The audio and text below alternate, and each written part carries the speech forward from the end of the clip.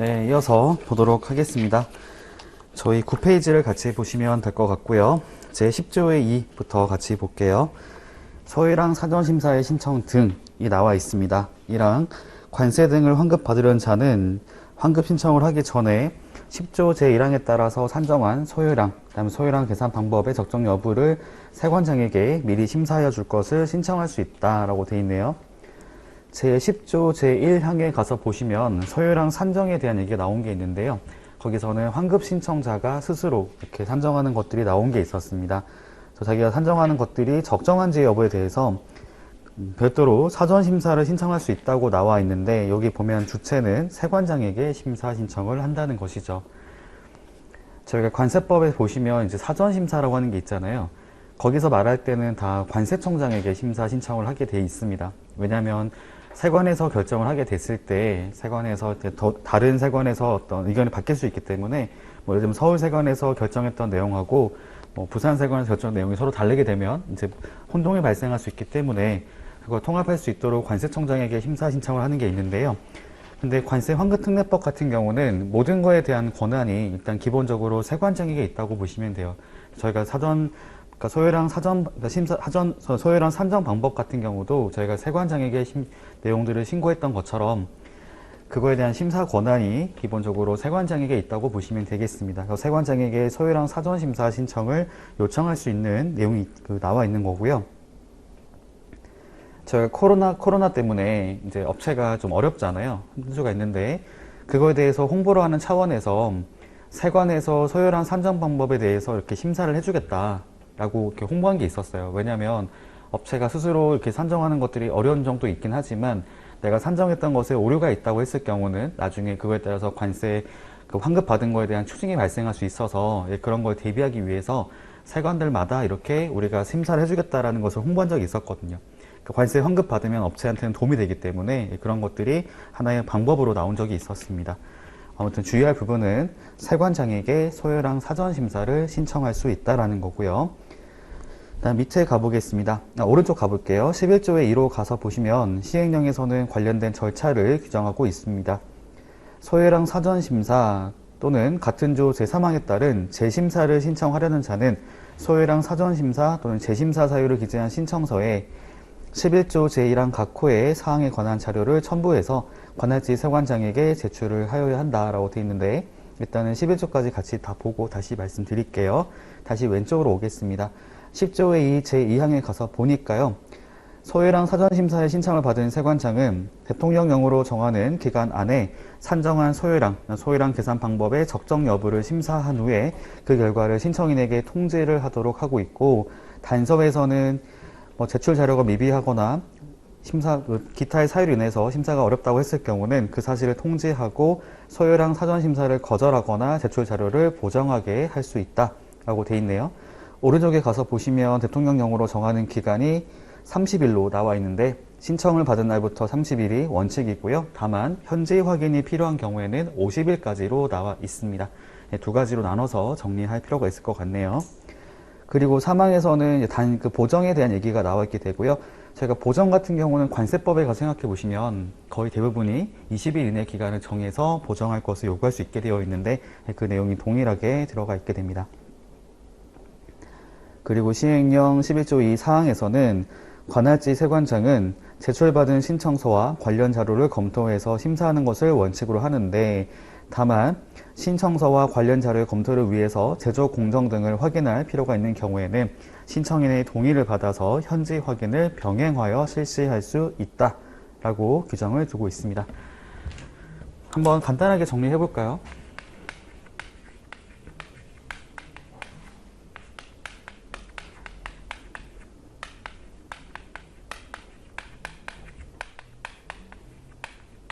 이게 나왔죠. 소유랑 산정에 대해서 세관장에게 심사를 요청할 수 있는데, 그때 세관은 관할지 세관에다가 한다고 보시면 되겠습니다. 그러니까 환급 같은 경우는 이제 기본적으로 업체가 이제 있는 소재지를 관할하는 그런 세관에서 모든 것들을 관리하고 있기 때문에 관할지 세관에게 이제 소유랑 산정 방법에 대한 사전 심사도 신청할 수 있다고 보시면 될 것 같고요. 신청하게 됐을 때 아까 언급했던 관할지 세관장에게 신청을 하게 되는데요.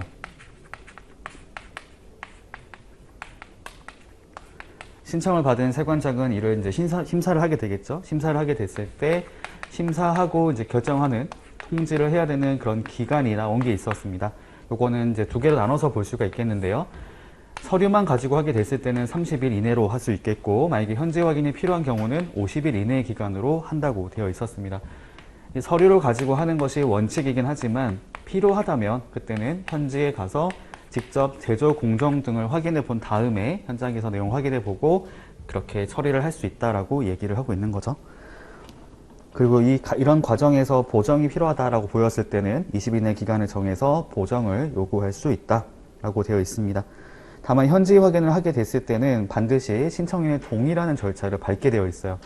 직접 현장에 가서 내용을 보는 거기 때문에 동의가 없는 상태로는 진행이 되지 않도록 하고 있습니다.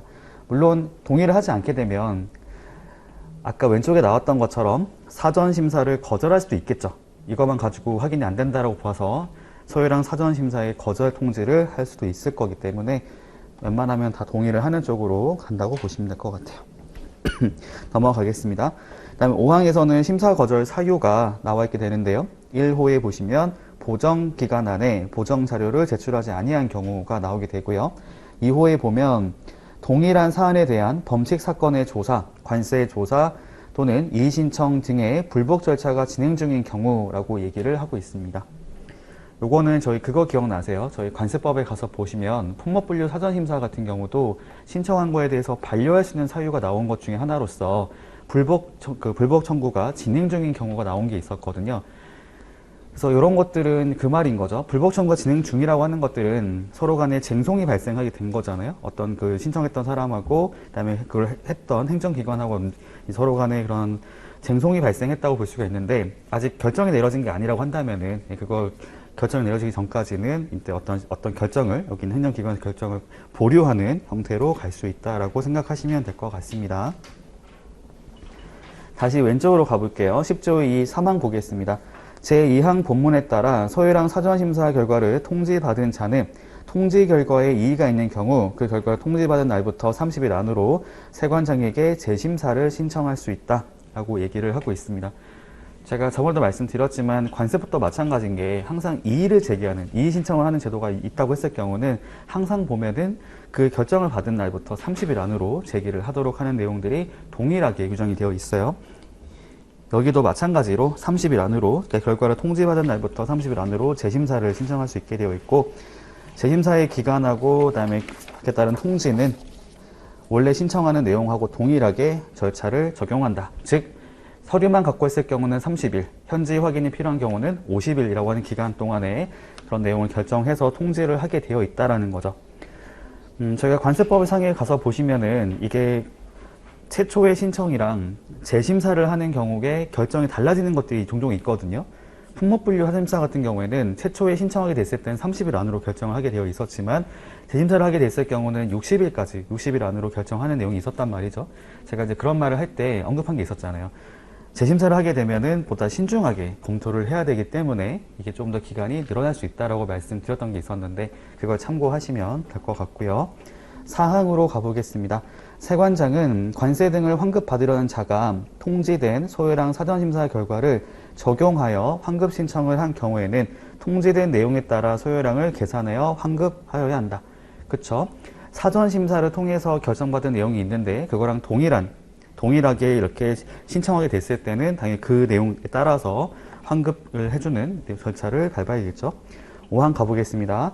통지받은 사전심사 결과의 유효기간은 통지를 받은 날부터 1년으로 한다. 이게 원칙이고요. 다만 소유랑 사전심사의 근거가 되는 사실관계 또는 상황의 변경이 있는 등 대통령령으로 정하는 사유가 있는 경우에는 그 사유가 있는 날부터 해당 소유랑 사전심사 결과는 그 효력을 잃는다라고 되어 있네요.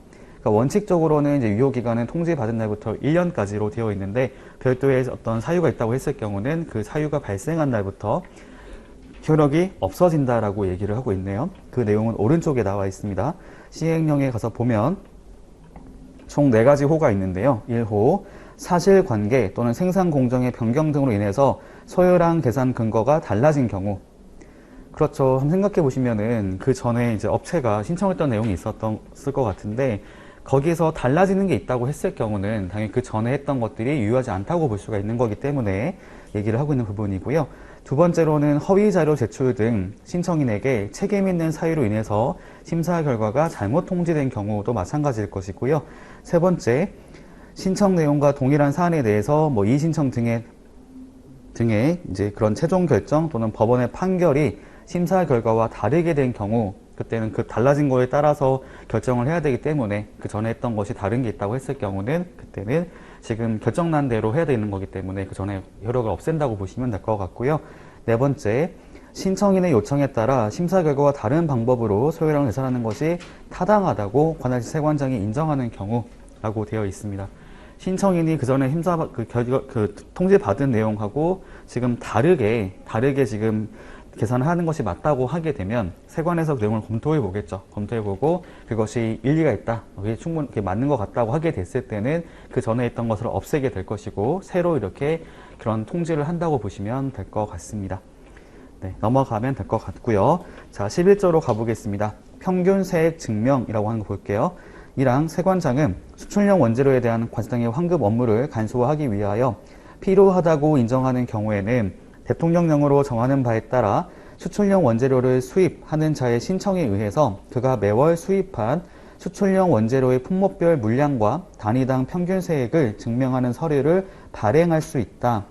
이 경우 해당 수출용 원재료에 대해서는 수입한 날이 속하는 달의 1일에 수입된 것으로 보아 이 법을 적용한다 라고 되어 있습니다. 그러니까 원래 원칙적으로는 이게 수입을 할 때마다 납부했던 관세 등이 있을 거라 보면 되죠. 저희가 관세 등의 경우에는 이게 항상 일치가 안 될 수 있는 게 뭐냐면, 이게 그 같은 달 일 하더라도 이게 가격이 달라지는 일이 발생할 수도 있어요. 왜냐면은 저희가 그 물품의 수입 가격이라 하는 것들은 내가 계약을 체결했던 시점에 따라 바뀔 수가 있거든요. A랑 B랑 거래를 하게 된다고 생각했을 때 A가 그 전에는 100원에 물건을 사는 걸로 계약을 했다가 어느 순간부터는 지금 물건의 가격을 120원으로 바꿨다 생각해 봤을 때 이게 수입하는 시점이 비슷하다 하더라도 이게 물품 가격이 변동될 수가 있단 말이죠. 그 전에 들어왔던 것은 100원에 수입을 한 거지만 다음번에 들어왔던 것은 120원에 구매할 수 있기 때문에 같은 달에 있다 하더라도 원래는 이게 금액이 바뀔 수가 있단 말이죠.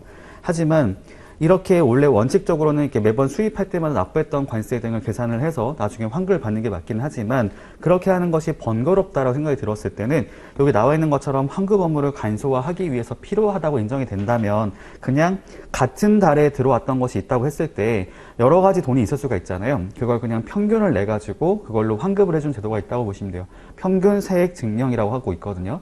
같은 달에 있는 것들은 같이 거기 있는 것들을 이렇게 모아서 평균을 내 가지고 그 평균 세액만큼을 관세 환급을 해주는 형태라고 보시면 되겠습니다.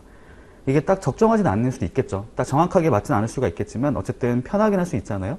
매번 이렇게 계산을 해서 환급받는 것보다는 그냥 같은 달에 있는 것끼리 평균을 내 가지고 환급을 받는 것들이 더 편하게 될 수 있다는 얘기를 하고 있어요. 요거는 이제 신청이 있어야 한다고 나와 있습니다. 여기 가운데쯤에 보시면은 그 신청에 따라, 신청에 의해서 진행되는 부분이고요. 여기 보니까 그가 매월 수입한 수출용 원재료의 품목별 물량과 단위당 평균 세액을 증명하는 서류인 평균 세액 증명서라고 하는 것을 발행할 수가 있게 되어 있어요.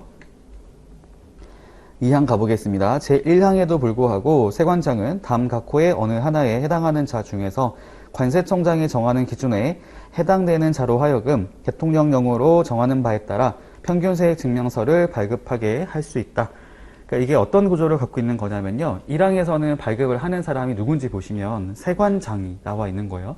원래 원칙적으로는 세관장이 발급을 하는 게 맞는데 2항에서는 발급을 할 수 있는 사람을 다른 사람으로 정하고 있는 거죠. 그러니까 1항은 저희가 기관 발급 형태라 볼 수 있겠고요. 2항은 자율 발급 형태라고 보시면 될 것 같습니다.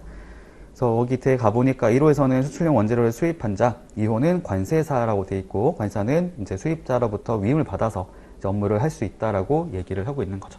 1항에서는 세관장이 발급을 하는 게 맞지만 원칙이지만 예외적으로 자율적으로 발급을 하게 할 수 있다라는 얘기가 들어가 있게 됩니다. 다음 3항 가볼게요.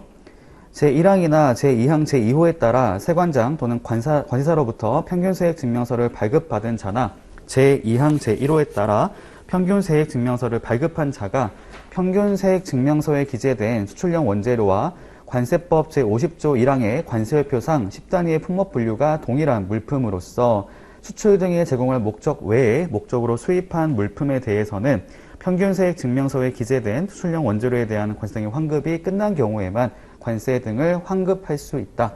이 경우 물품별 환급액은 그 물품이 수입된 달의 평균세액 증명서에 기재된 수출용 원재료의 평균세액을 초과할 수 없다라고 얘기를 하고 있습니다. 이게 조금 어렵게 보일 수가 있기는 한데요. 그러니까 어떤 말을 하는 거냐면 이럴 수가 있다는 거죠. 여러분들이 지금 물품을 수입하는 수입자라고 생각했을 때 평균세액 증명에 이제 발급 신청을 하게 되면은 이게 계속해서 적용이 된단 말이죠. 근데 내가 그 중에서는 이게 수출용 원재료가 아니라 그냥 내수용으로 수입하는 물건이 나올 수도 있단 말이죠. 내가 물건을 수입하게 됐을 때 전량 수출하는 것이면 상관이 없겠지만 그 중에서 수출만 하는 것이 아니고 국내 판매를 하는 것도 나올 수가 있잖아요. 근데 그렇다고 하게 됐을 때는 원래 원칙적으로는 국내 판매에 대해서는 관세 환급을 받는 게 아닌 거잖아요.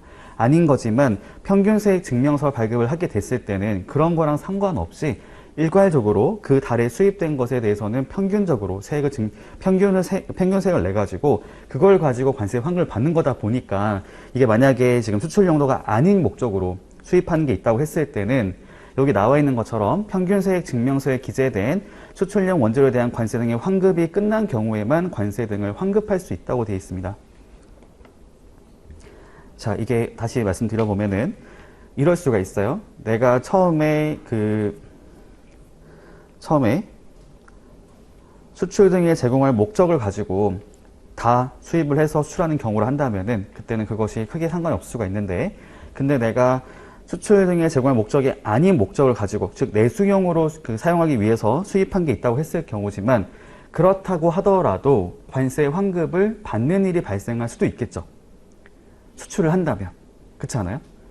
그러니까 처음부터 이럴 수 있는 거죠. 내가 처음부터 수출이 예정돼 있는 상태로 모든 걸 수입해서 왔었다면은 당연히 환급을 받는 쪽으로 가는 게 맞긴 하겠지만, 처음부터 내가 수출 용도가 아니라고 하게 되면은 얘는 처음에는 환급 대상이 아닌 것처럼 보일 수 있잖아요.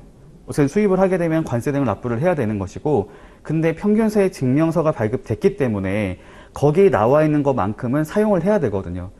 내가 처음에 수입할 때는, 그러니까 원래 평균세액 증명과 상관없이 내가 일단은 환급받을 게 아니라고 생각해 보면은 그런 물품이 지금 들어왔다고 했을 경우에 이걸 가지고 평균세액 증명에 해당하는 걸로 관세 환급을 받는, 이게 다, 그러니까 금액이 있을 거 아니에요? 그 금액이 다 끝나고 나서요. 그러니까 원래 지금 평균세액 증명이라 하는 것들이 있는데 거기 있는 상태로 내수용으로 사용됐던 물건에 대해서도 내가 내수용으로 수입하긴 했지만 사실은 수출이 됐습니다 라고 말을 하게 되면서 관세 환급을 요청할 수도 있잖아요. 그 경우에는 어쨌든 지금 평균세액 증명서에 나와 있는 금액을 다 환급받은 이후에 그 다음으로 이제 내가 실제로 별도로 수출하는 물품에 대해서도 관세 환급을 신청을 하는 얘기를 하고 있는 거거든요.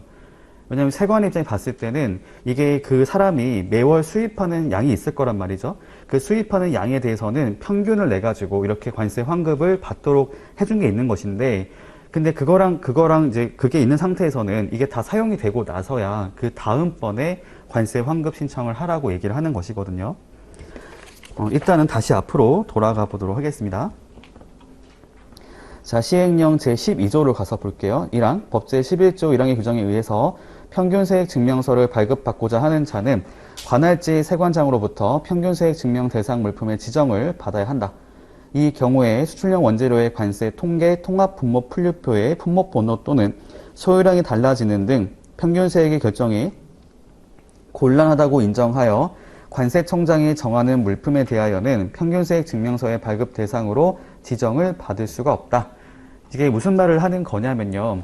평균세액 증명서를 발급을 하는 대상은 HS 코드를 가지고 정한다는 겁니다. 여기 나와 있는 관세 통계 통합 품목 분류표라고 하는 것은 HS 코드 10자리를 말하는 것이거든요. HSK라 부르는 HS 코드 10단위를 말하는 것이고, 저희가 통상으로 말하는 관세율표라고 하는 것들은 4단위를 말하는 거기 때문에 그거보다도 더 세분화된 거잖아요.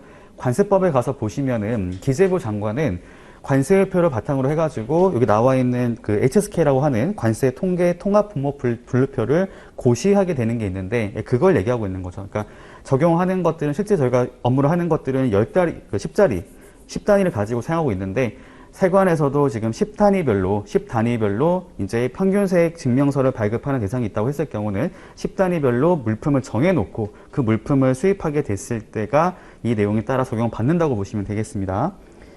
그 전에는 이제 그 대상 물품으로 지정을 먼저 받아야 되고, 지정을 받았는데 뒤에 가보니까 뭐 달라지는 게 있다라고 했을 경우는 그때는 대상에서 제외된다라는 얘기가 나오게 되고요.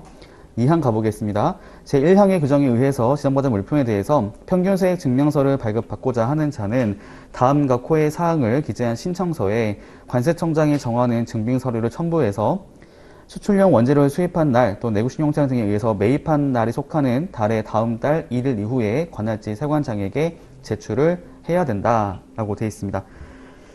평균세액 증명서를 발급받고 싶다라고 말을 하게 됐죠. 여기 지금 일단은 1항에서는 지정에 대한 일을 하셨던 거예요. 평균세액 증명서를 발급하기 위해서는 그 전에 발급 대상에 대한 지정을 먼저 받아야 되는 것이고요.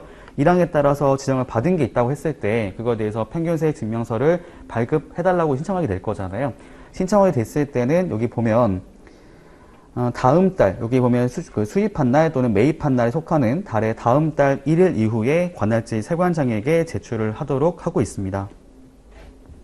왜냐하면 이거는 매 달마다, 매 월별로 적용하는 거기 때문에 일단은 제출하는 시기가 다음 달 1일 이후에 하라는 것이죠. 그 해당되는 달, 지금 중간에 하는 것이 아니라 지금 적용하고자 여기 수입하는 날 또는 매입한 날에 속하는 달에 다음 달이 되고 나서 그 달이 아니고 내가 수입을 했다, 매입을 했다고 했을 경우에 내가 매입했던 그 달에 바로 신청하는 것이 아니라 그 다음 달에 신청을 해서 이게 적용이 된다고 했을 경우에는 아까 왼쪽에 11조 1항의 그 밑에 쭉 가보시면은 이 경우에 수입한 날이 속하는 달의 1일에 수입된 걸로 봐서 이 법을 적용한다는 게 있었잖아요. 그러니까 신청을 하는 것들은 일단 같은 달에 하지 말고 다음 달에 1일 이후에 신청을 하라고 하는데 이게 발급이 되면은 그 달에 1일부터 수입된 걸로 간주가 돼서 그때부터 적용이 된다고 보시면 되는 거예요. 같은 달에는 하지 말라는 거죠. 일단 내용 자체로 봤을 때는 내가 수입한 날 또는 매입한 날 속하는 달에서는 신청을 하지 말고 그 다음 달 1일 이후부터 신청을 하라고 얘기를 하고 있습니다. 왜냐하면 얘는 한 달 단위로 해가지고 1일부터 말일까지 이 총 계산을 해서 나오는 거기 때문에 내가 수입한 날 또는 이제 매입한 날에 속하는 매입한 날에다가 만약에 적용하겠다 그러면은 이미 그 전에 그러니까 얘는 한 달 단위가 안 되는 거잖아요. 이미 일단 한 달 최소한 다음 달이 돼야지 이게 그 전에 들어왔던 것들 적용이 안 되는 것이고 그 다음 달부터 매달, 매월 단위로 적용한다고 하는 의미로 이해하시면 될 것 같아요.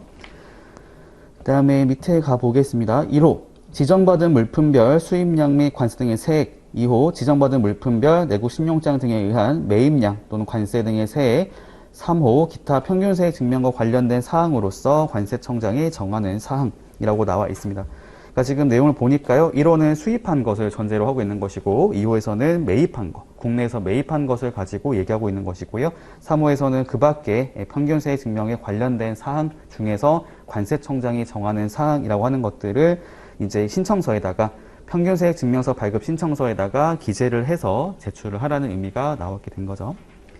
오른쪽 보겠습니다. 시행규칙 제10조고요. 평균세액 증명서의 변경 발급. 세관장은 평균세액 증명서를 발급한 후에 영제 12조 제2항 각 호의 전부 또는 일부가 변경된 때에는 다음 각 호의 규정에 의해서 이를 처리한다. 1호 평균세액 증명서를 환급 등에 사용하지 아니하였거나 일부만 사용하는 경우에는 평균세액 증명서를 회수하고 다시 발급한다.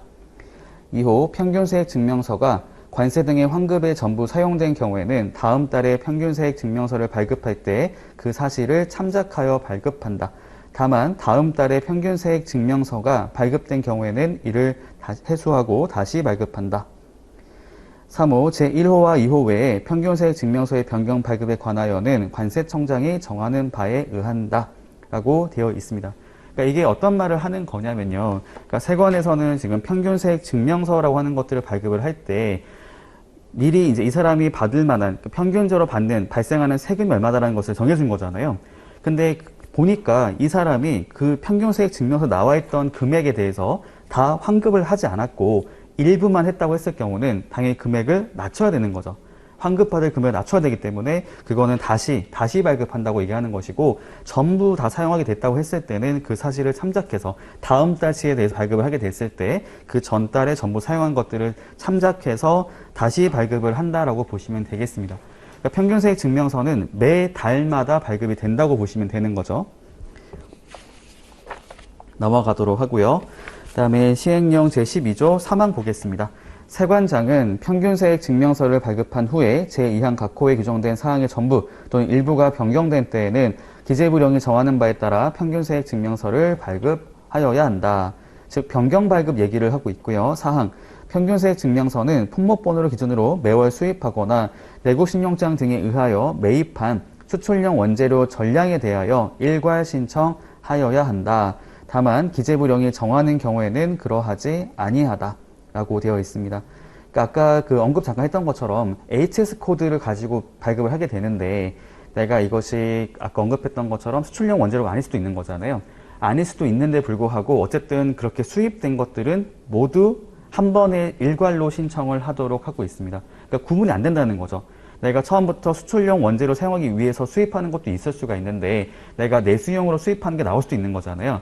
내가 같은 물품이긴 하지만 A 같은 경우, A가 첫 번째 거래 경우는 내가 수출을 하려고 수입을 하는 거고, 두 번째 거래 같은 경우는 수출을 하는 것이 아니라 내가 그러니까 내부적으로 국내에서 내수용 판매를 하기 위해 수입할 수도 있단 말이죠. 그렇게 되는 일이 발생할 수 있잖아요. 그러니까 그렇게 뭐 여러 가지 일이 생길 수가 있겠지만 그런 것들을 다 한 번에 일괄적으로 신청을 하도록 하고 있어요. 그렇죠. 내가 이 HS 코드를 가지고 매월 수입하거나 매입했던 이 모든 거에 대해서는 일괄 신청을 하게 되어 있는 게 원칙이고요. 다만 기재부령이 정하는 경우는 그러하지 아니하다라고 얘기하고 있습니다. 옆에 보시면 시행규칙 제11조에 그 내용이 나와 있게 되고요. 단서에서 말하는 것들은 다음 두 가지라고 얘기하고 있는데, 1호 평균세액 증명서의 발급을 신청할 때에 신청 대상에서 누락된 수출용 원재료에 대하여 신청하는 것으로서 관세청장이 정하는 경우, 2호 평균세액 증명서의 발급을 받고자 하는 자의 신청에 의해서 사업장 또는 사업 분야별로 구분하여 발급 신청할 수 있도록 관세청장으로부터 인정받아서 그거에 따라서 일괄 신청하는 경우를 제외하고는 기본적으로 매달 수입하거나 매입하는 그것에 대해서 일괄해서 신청을 하도록 하고 있습니다. 일단 다시 왼쪽에 가볼게요. 제5항입니다. 1항의 규정에 의해서 지정을 받은 물품에 대하여는 계속하여 평균세액 증명서의 발급을 신청하여야 한다. 6항 평균세액 증명서의 발급을 받아야 할 수출용 원재료에 대한 수입신고 필증 또는 기초 원재료 납수 증명서 등은 관세 등의 환급 신청 또는 다음 국내 거래 단계에 따른 기초 원재료 납수 증명서 등의 발급 신청 자료로 사용하지 못한다 라고 얘기를 하고 있습니다. 이게 무슨 말을 하는 걸까요? 그러니까 원래 원칙은 저희가 그거잖아요. 수출을 한 게, 그러니까 수출을 했는데 그 전에 수출을 한 물품이 내가 수입했던 게 있었다. 수입을 했거나 매입한 게 있다고 했을 때 그걸 가지고 관세 환급 신청을 하는 것인데요. 평균세액 증명서 발급이 된 것들은 이미 매달 수입하는 거에 대해서 평균을 내서 관세 환급을 받을 수 있게 해준 거잖아요. 사실 이런 것들은 딱 정확하진 않은 거죠. 내가 원래 정확하게 하려면은 내가 매번 수입할 때마다 납부했던 관세 등을 계산을 해서 관세 환급을 받는 게 제일 정확하긴 한데, 그게 이제 그걸 간소화시키는 게 바로 평균세액 증명인 거잖아요. 평균세액 증명은 HS 코드별로 일괄적으로 다 적용이 되는 거기 때문에 내가 심지어 이걸 가지고 평균세액이 아니라 내가 개별 환급 받고 싶다고 하더라도 그렇게 못 한다는 거죠. 내가 이게 평균세액을 하게 되니까 너무 관세가 적게 나오는 것 같아가지고 요거에 대해서 나는 그냥 이걸 따로 떼서 그냥 얘가 실제로 납부했던 세금을 가지고 관세 환급 신청을 하겠다. 이렇게 안 된다는 거예요. 지금 그 말을 하고 있는 거죠. 평균세액 증명서의 발급을 받아야 할 수입신고 필증, 그다음에 기납증 등은 그렇죠? 여기 보면은 관세 등의 환급 신청이라든지 그다음 또는 다음 국내 거래 단계에 따른 그 발급 신청 자료로 사용하지 못한다. 왜냐하면 세관 입장에서는 이미 이거에 대해서 개별로 환급을 해준다고 했던 게 아니라 그냥 평균을 내서 간소화해서 한 거기 때문에 사실 요거를 개별로 한다는 것 자체가 용납이 안 된다는 거예요. 이미 그런 걸 감안해서 사실 업체가 조금 어렵게 생각될 수도 있는데 이렇게 말해볼까요? 조금 다른 설명이 될 수도 있기는 해요. 관세법에 가서 보시면은 그거 있잖아요. 합의에 따른 세율. 기억나시죠? 그게 뭐냐면 원래 원칙은 물품별로 우리가 세율을 정해가지고 관세를 납부하는 게 맞는데 그게 좀 복잡하고 곤란하기 때문에 그냥 서로 합의해서 가장 높은 세율로 같이 부과한다는 거였던 거잖아요. 그러니까 그게 간소화시킨 거죠. 딱 원래 맞는 게 아니지만 그렇게 한 거에 대해서 다시 내가 개별로 납부를 하겠다고 이해하시면 될 것 같아요. 당연히 그건 인정이 안 되는 것이죠. 평균세액 증명도 마찬가지인 게 매달 이렇게 평균을 내준 거잖아요. 평균을 내서 이렇게 원래 그럴 수 있겠죠. 내가 예를 들어가지고 총 내가 3번을 수입을 하게 된 거예요. 3번 수입하게 됐는데 첫 번째 같은 경우는 내가 납부했던 관세가 예를 들어가지고 원래 발시에 발생했던 관세 금액이 100원이고 두 번째로는 150원이고 세 번째로는 200원이라고 한번 가정을 해보겠습니다. 원래는 100원, 150원, 200원 환급 받는 게 맞잖아요. 근데 요거를 그냥 그 달에 수입된 것들은 그냥 한 번에 모아가지고 평균을 내봤더니 더해보면은 지금 350에 450이죠? 450에다가 3개 나누면은 150원이 나오잖아요. 사실은 이거 같은 경우는 실제로 발생했던 것보다 더 많이 받는 거죠. 환급 더 많이 받을 수가 있는 거고, 얘는 딱 같이 받는 거고, 얘는 더 적게 받는 거잖아요. 이렇게 하겠다는 거거든요. 이게 지금 원래는 개별로 받는 게 맞지만, 이걸 그냥 이렇게 평균을 내가지고, 그냥 각자 평균 세액만큼을 환급 받는 거거든요. 그러니까 이거는 사실 적정하진 않은 거죠. 개별로 따져보면 이게 과소, 과다가 발생할 수 있긴 하지만, 그건 당연히 감안해주고 한 거기 때문에, 요걸 가지고 개별로 내가 실제로 봤더니 150원 환급 처리가 됐는데 내가 납부했던 돈이 200원이기 때문에 요걸 가지고 내가 200원으로 신청을 하겠다. 요거 안 된다는 거예요. 그리고 직접 환급 신청을 하는 경우도 있겠지만 이걸 가지고 국내 거래도 할 수 있단 말이죠. 양도를 하는 일이 발생하게 됐을 때는 다른 제3자가 내가 납부했던 세금을 가지고 관세 환급 신청을 할 수가 있는데 그때도 사용하지 말라는 것이죠. 그래서 그 얘기가 나와 있게 된 거였습니다. 그 다음에 7항 가볼게요. 세관장은 평균세액 증명에 의해서 환급 또는 기초기납증 등을 발급하는 것이 수출용 원재료에 대한 관세 등의 세액과 현저한 차이가 있다고 인정하는 경우에는 평균세액 증명서 발급 대상 물품의 지정을 취소하여야 한다 라고 되어 있습니다. 그러니까 지금 신청에 의해 가지고 평균을 내서 평균세액을 내 가지고 이걸 환급을 해주는 게 있었던 건데 그렇게 하려고 하다 보니까 이제 실제로 발생했던 거랑 현저한 차이가 있다고 보였을 때는 평균세액 증명의 발급을 이제 하지 않는 걸로 지정을 취소하는 것으로 하라고 나와 있게 됩니다. 오른쪽에 보시면은 이제 시행규칙 제11조가 있고요. 아까 1항 봤으니까 2항부터 볼게요. 2항 제1항 제1호의 규정에 의해서 평균세액 증명서의 발급을 추가로 신청하는 경우에는 이미 발급받은 평균세액 증명서를 첨부하여 신청하여야 한다. 이게 1항 1호가 뭐였냐면은 누락된 게 있었다고 했을 때 그거를 변경해서 발급하는 걸 말했던 거고요. 그 다음에 3항 제2항에 따라 신청받은 평균세액 증명서의 추가 발급은 다음 각 호에 따라 처리한다. 1호 보시면 제출된 평균세액 증명서가 관세 등의 환급이나 기납증 등 또는 수입세 분할 증명서 발급에 사용되지 아니하였거나 일부만 사용된 경우에는 사용되지 아니한 수출용 원재료의 물량, 세액과 추가 발급 신청된 물량 세액을 합산해서 평균세액을 산정하고 평균세액 증명서는 한 부만 발급한다. 쭉 나와 있는데 사실은 시행규칙 제11조는 그렇게 깊이 있게 보지 않아도 되는 부분이기 때문에 1항만 잠깐 보시고요. 나머지 2항, 3항 이런 부분들은 참고로 보시면 될 것 같습니다. 넘어가도록 할게요. 중요한 건 아니기 때문에. 평균세액 증명도 다시 한번 설명드리도록 하겠습니다. 일단 넘어가도록 하고요. 제12조 가볼게요. 제12조 같은 경우는 이제 기초 원재료 납세 증명 등이 나와 있는데요. 요거는 어떤 경우에 사용을 하는 거냐면 일단 볼게요. 1항 세관장은 수출용 원재료가 내구식용장 등에 의해서 거래된 경우 관세 등의 환급 업무를 효율적으로 수행하기 위하여 대통령령으로 정하는 바에 따라 제조, 가공 후 거래된 수출용 원재료에 대한 납부세액을 증명하는 서류를 발급하거나 수입된 상태 그대로 거래된 수출용 원재료에 대한 납부세액을 증명한 서류를 발급할 수 있다. 자, 이걸 저희가 기납증 또는 이제 분증 이렇게 말을 쓰는데요. 기초 원재료 납세 증명서, 그다음 수입세액 분할 증명서라고 하는 것이 있습니다. 이게 왜 필요한 건지 말씀드릴게요. 자, 기본적인 구조는 같아요. 일단은 물품을 수입하게 되고, 그러니까 세관이 봤을 때 환급 신청이 들어왔단 말이죠. 근데 그 전제가 뭐냐면 수입할 때 납부했던 관세 등이 있어야 하고, 그 다음에 이걸 가지고 납부했던 세액을 확인해야 되고, 그리고 세 번째로는 수출에 제공되었다. 만 있으면 되거든요. 그리고 네 번째 같은 경우는 환급 신청 기한이 있는데 그 신청 기한 안에 신청을 했다 만 있으면 환급을 해준단 말이죠. 여기 보면은 두 가지 케이스를 말해 볼게요. 첫 번째, 내가 직접적으로 수입을 했고 수출을 했다 라고 가정해 보도록 하겠습니다. 즉 이거는 국내 거래가 없다고 이해하시면 되는 거죠. 여러분들이 지금 물품을 수입을 하게 되고 세금 납부한 게 있었어요. 근데 여러분 직접적으로 이것을 제조를 하든 아니면 그냥 원형태로 수출을 하시든 그냥 수출을 직접 하신 경우라 보시면 될 것 같아요. 내가 수입해서 내가 수출하는 경우. 그럼 이제 여기 나왔던 것 중에 이거는 빼고요. 앞에 세 가지를 봤을 때 세 가지를 다 증명할 수 있는 거죠. 내가 지금 수입을 하게 됐기 때문에 수입에 대한 증명 서류는 수입신고 필증이 있잖아요. 그 수입신고 필증 아래 보시면은 세액도 나와 있거든요. 납부한 세액을 확인할 수가 있죠. 수입신고 필증 하나만 있으면 이 두 가지가 확인이 됩니다. 수출 같은 경우에도 내가 하게 됐을 때는 수입신고 필증 등이 있을 거 아니에요. 내가 이 모든 것들을 구비하고 있기 때문에 별도의 서류 없이 수입신고 필증, 수신고 필증이랑 그 다음에 내가 제조를 한 거였으면 제조에 대한 증빙만 있으면 되고 원상태 같은 경우는 별도의 증빙 없이 그냥 신청하면 돼요. 이게 끝이죠.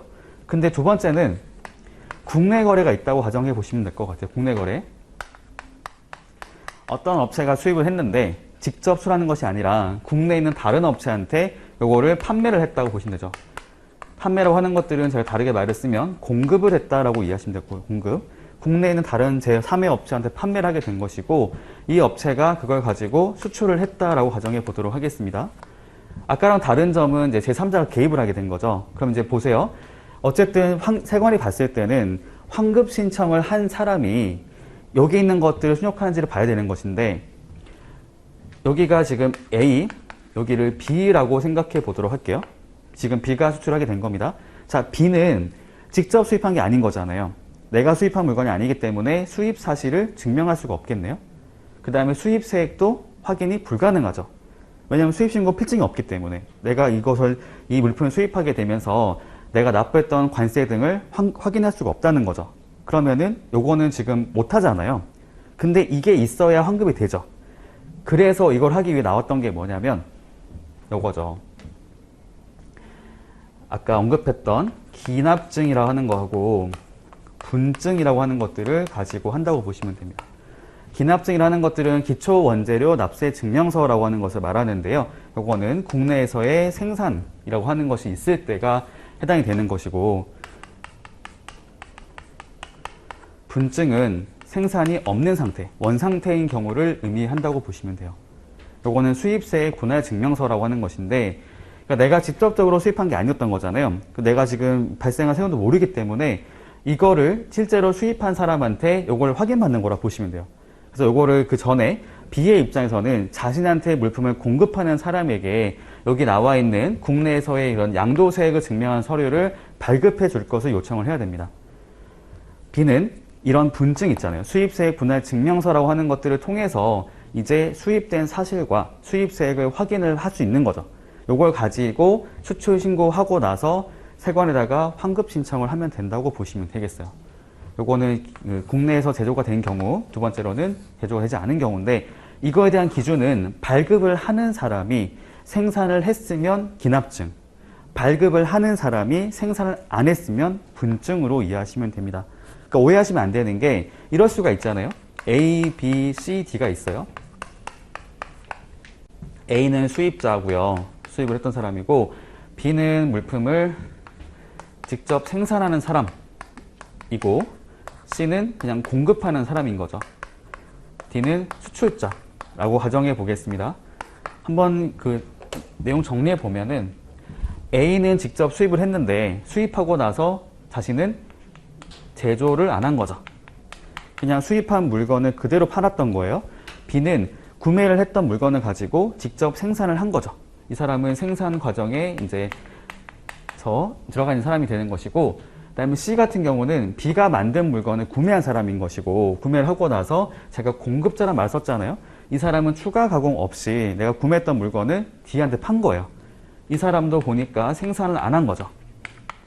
D는 그 물건을 구매해가지고 수출을 한 사람, 이렇게 보시면 됩니다. 자, 그러면 A가 B한테 발행한 서류는 생산이 아닌 거잖아요.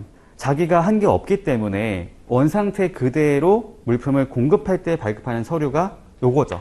분증. A는 B한테 분증을 발급해줘야 돼요.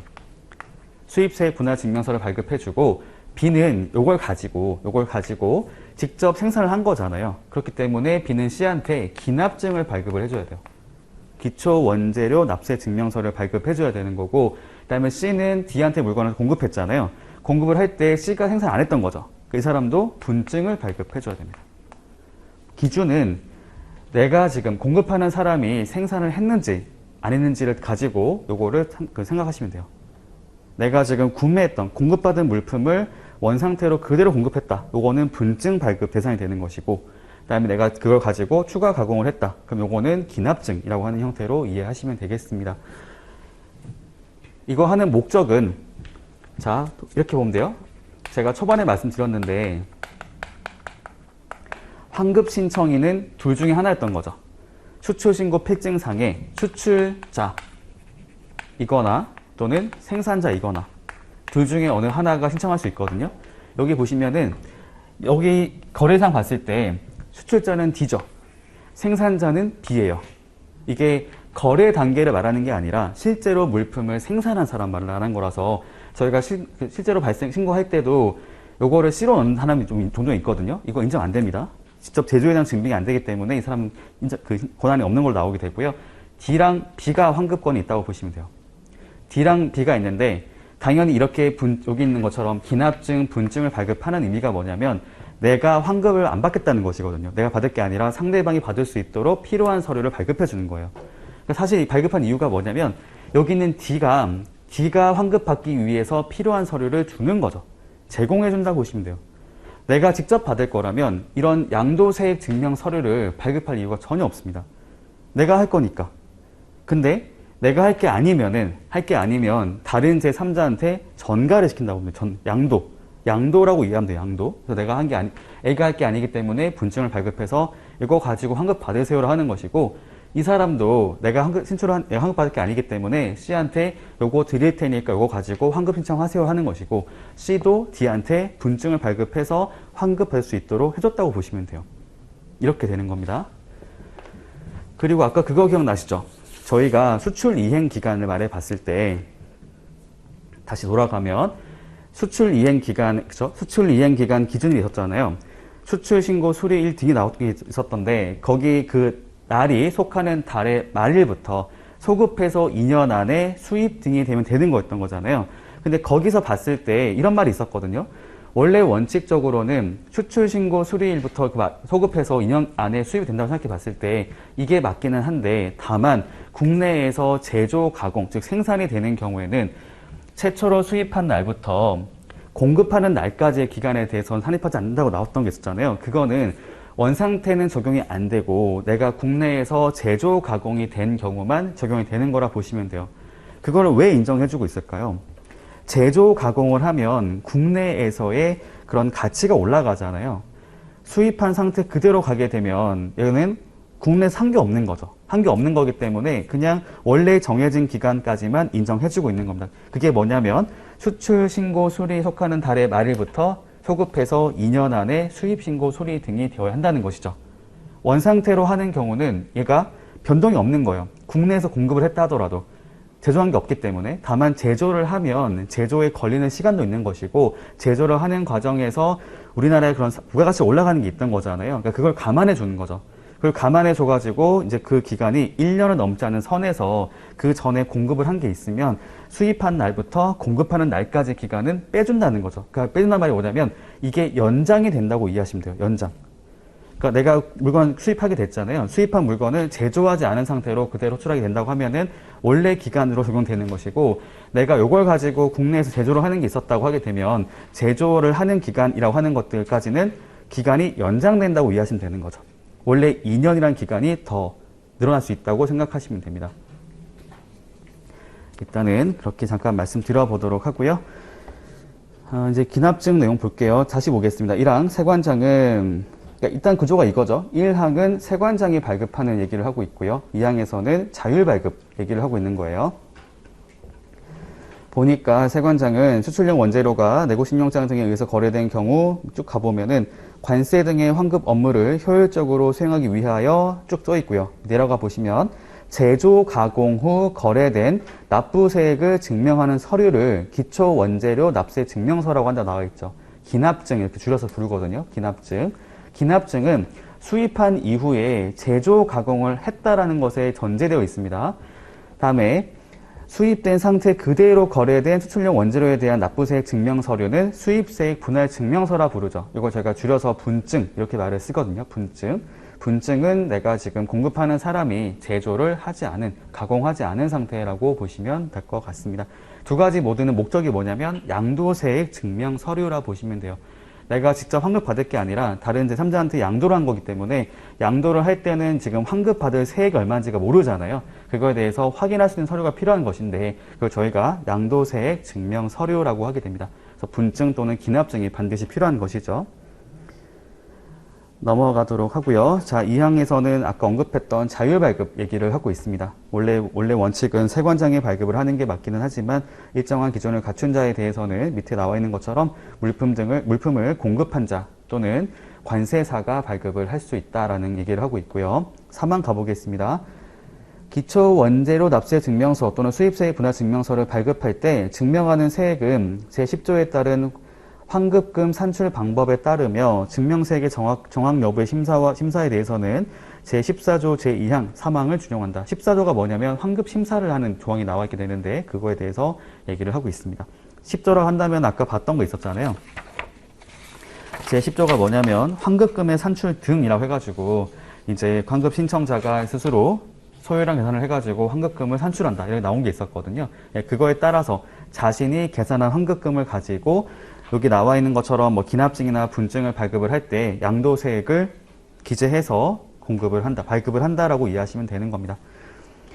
옆에 시행령 13조 가볼게요. 기납증, 수입세액의 분증 나와 있는데 1항, 12조 1항에 따라 기납증 또는 분증을 발급받고자 하는 자는 다음 각호의 사항을 기재한 증명서 발급 신청서를 관할지 세관장에게 제출을 해야 된다. 요거는 그거겠죠. 12조 제1항을 말을 하는 거겠죠. 아까 언급했던 기간 발급. 세관에서 발급하는 걸 말했던 거잖아요. 그래서 그 내용 보니까 양도자, 양수자, 양도일자, 풍명, 규격, 양도한 물량 및 세액 등이 나와 있게 됩니다. 그렇죠. 이렇게 보면 되죠. 제가 이제 여러분들이 세관장이 된다고 생각했을 때 제가 그걸 발급하는 사람이다 생각해 보면은 제가요 지금 다른 누구한테 물건을 받아 양수해가지고 이렇게 반대로 제가 지금 수입한 자재가 있는데 이걸 가지고 제가 국내 다른 제3의 업체한테 양도를 할 겁니다. 그럼 저는 양도한 사람 저고요. 양수한 사람은 누구입니다. 이렇게 적혀 있을 거고요. 양도하는 날짜는 언제고요. 양도하는 물품의 품명과 수령 이렇게 되고요. 이렇게 물량 그에 따라 발생되는 세금은 얼마입니다라고 하는 것들이 적혀 있어야 되겠죠. 그런 것들이 적혀 있는 서류를 가지고 신청을 한다고 보시면 될 것 같고요. 두 번째 가보겠습니다. 세관장은 법제 17조에 따라 관세 등의 환급이 제한되는 물품에 대하여는 환급이 제한된 세액을 공제하고 기납증 등을 발급을 하도록 하고 있습니다. 17조로 가보면 관세 등의 환급 제한이 되는 것이 나온 게 있는데 당연한 얘기가 되겠지만 이 기납증이나 분증이라 하는 것들은 양도세액 증명 서류이기 때문에 거기 그게 발급이 되면 그만큼 관세 환급을 받는 거라 보시면 되거든요. 받을 수 있기 때문에 세관장이 심사를 해봤더니 환급 제한된 물품이 있다고 했을 때는 걔를 제외시켜야 되는 거잖아요. 걔를 빼주고 발급해야 되기 때문에 그 얘기를 하고 있는 거고요. 3항 하나의 내고 신용장 등에 의해서 거래되는 물품이 2회 이상 분할 공급되는 경우에 기납증 등은 최초의 물품이 거래된 날에 당해 출용 원재료가 전부 거래된 것으로 봐서 기납증 등을 발급을 해야 된다. 다만 내국 신용장 등에 의해서 수출용 원재료를 공급하는 자가 원하지 아니하는 경우에는 그러하지 아니하다. 이게 지금 무슨 말을 하는 거냐면 서류는 하나인데 공급을 2번 한 거죠. 2번 이상. 한번 어떤 얘기인지 한번 해볼까요? 여러분과 저랑 거래를 해요. 거래를 해가지고 국내에 있는 업체끼리 거래를 하게 된 건데 제가 물품 공급에 대한 약속을 하게 된 거죠. 그래서 거래 명세가 있을 거잖아요. 매매 계약서라든지 별도의 서류가 있을 것 같아요. 저는 여러분들한테 제가 이제 계약했던 물건을 100개를 주기로 했어요. 근데 100개를 한 번에 주는 일이 발생할 수 있겠지만 이게 100개를 한 번 주는 게 아니라 나눠가지고 50개 줄 수도 있잖아요. 하지만 그래도 계약서의 내용은 하나가 되는 거죠. 하나의 계약에 따라서 100개를 공급을 하는데 다만 공급하는 방식이 50개 할 수도 있는 거잖아요. 분할 공급을 할 수도 있는 거죠. 다만 그 경우에 사실 계약은 하나가 되는 거고 2개가 되는 건 아니잖아요. 100개를 주기로 했다고 했을 경우에 100개에 대한 계약서를 뭐 50개 이렇게 나누진 않잖아요. 하나의 계약서를 가지고 다만 공급하는 시기가 이렇게 1차분, 2차분 갈 수 있는 거죠. 그 얘기를 하고 있는 거거든요.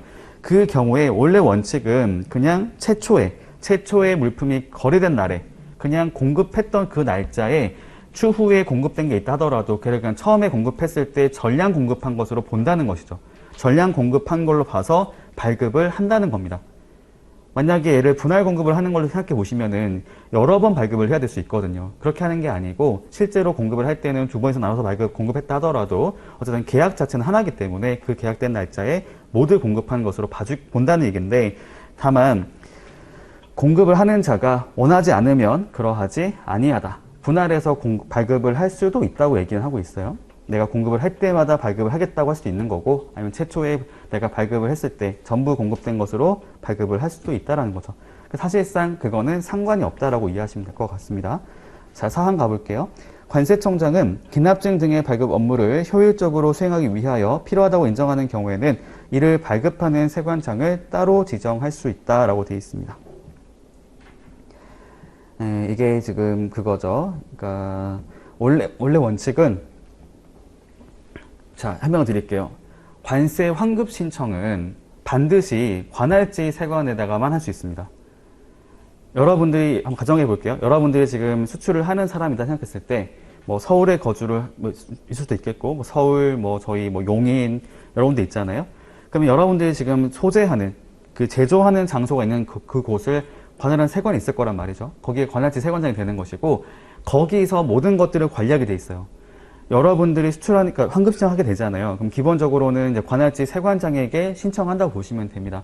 하지만 기납증 등은 이거를 다르게 할 수 있다고 얘기를 한 거거든요.